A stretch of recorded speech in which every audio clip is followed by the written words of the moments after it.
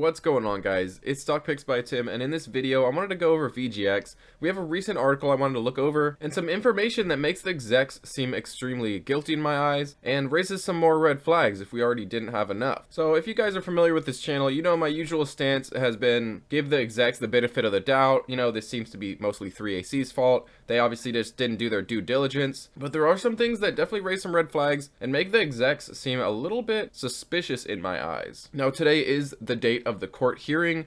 Might give you guys an update video, maybe even just a 5 stocks to buy now, something of that nature. I know my last video was Voyager, but I did want to touch on this article and I will leave it down below. Let's get into it. Now this is from Reuters, which isn't my favorite company, but I digress. And it goes into how on Monday, Voyager said in a court filing that pursuing litigation against the CEO and another executive would not be cost effective. Look at them telling us what to do with our money. They lost us all of our money and now they're telling us what is and what isn't cost effective. I just find that to be a slap in the face. And instead, get this, Ehrlich, or the CEO, Stephen Ehrlich, however you want to say his name, will pay $1.1 million in cash to Voyager, big fucking deal. And the company will pursue recoveries from director and officers' insurance policies worth up to $20 million. So basically, they're saying, oh, it's okay, we're going to cover you guys for $21 million. Well, just VGX's market cap alone is set right now at about $110 million. And this doesn't even have to do with any of the other cryptos that they plan on just giving a small portion to.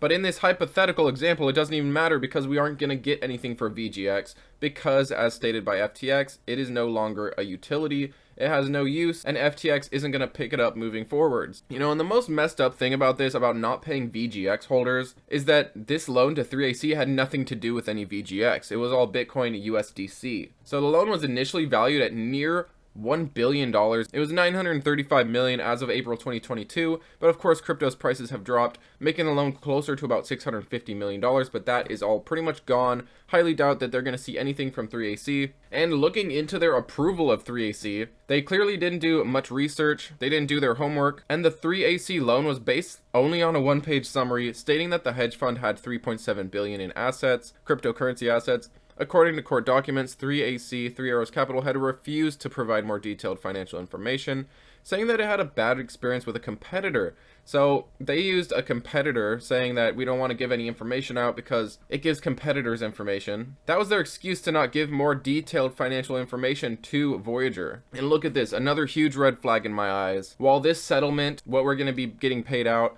is just a small fraction of the potential 3AC loss, fighting to recover more from the two men's personal assets would only result in higher legal costs and lower recovery. So heaven forbid we try to get the execs to pay up. That's just not worth it according to them. Of course they're going to say it's not worth it. And big surprise, Stephen Ehrlich and the other exec, Pasaropoulos,